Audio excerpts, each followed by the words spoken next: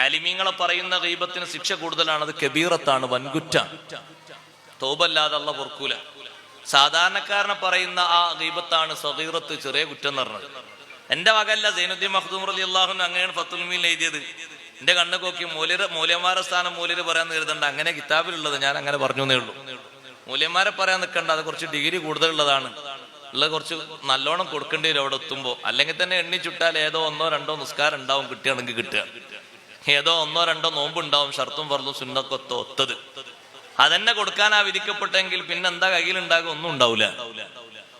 അതുകൊണ്ട് റേഞ്ച് കൂടിയ സംസാരം വേണ്ട, അത് ഇല്ലാതിരിക്കാൻ നല്ലത്. ഉള്ളതൊക്കെ പോകും. ഇനി ദുന്യാവും തന്നെ പൊരുത്തപ്പെടിക്കാനാണെങ്കിൽ അവരെ പൊരുത്തപ്പെടിച്ചിട്ട് വേണ്ടേ നമ്മളെ തൗബ ശരിയായ രൂപത്തിലാകാൻ.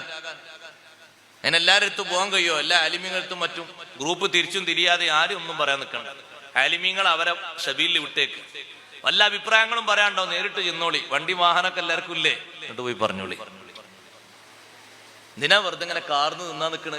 ആരെയും പറയണ്ട, ഒരു തങ്ങളെയും പറയണ്ട, രാഷ്ട്രീയത്തിന്റെ പേരിലും പറയണ്ട, അല്ലാതെയും പറയണ്ട. അങ്ങനെയാണ് ഇസ്ലാമിന്റെ നയം. നമ്മൾ അങ്ങനെ സ്വീകരിക്കേണ്ടത്. നമ്മളെ ജീവിതം അങ്ങനെ പറഞ്ഞു തോൽക്കാനുള്ളതല്ല. വല്ലതും അഭിപ്രായങ്ങൾ പറയാണ്ട് നിങ്ങൾ വണ്ടി കയറിക്കോളി, കുഴപ്പമൊന്നുമില്ലല്ലോ. നിങ്ങൾക്ക് ഇങ്ങനെ ഒരു അഭിപ്രായം ഉണ്ട്, ഞാനത് പറയാൻ വേണ്ടി വന്നാണ്, ഞാൻ ഇവിടുന്ന് പറയണ്ടെന്ന് എഴുതിയിട്ടാണ്. സന്തോഷം, ഓലത് കേട്ടോളൂ. ഇതിനാ നമ്മളിങ്ങനെ ഇടങ്ങേറായി ബുദ്ധിമുട്ടായി നിൽക്കുന്നത്.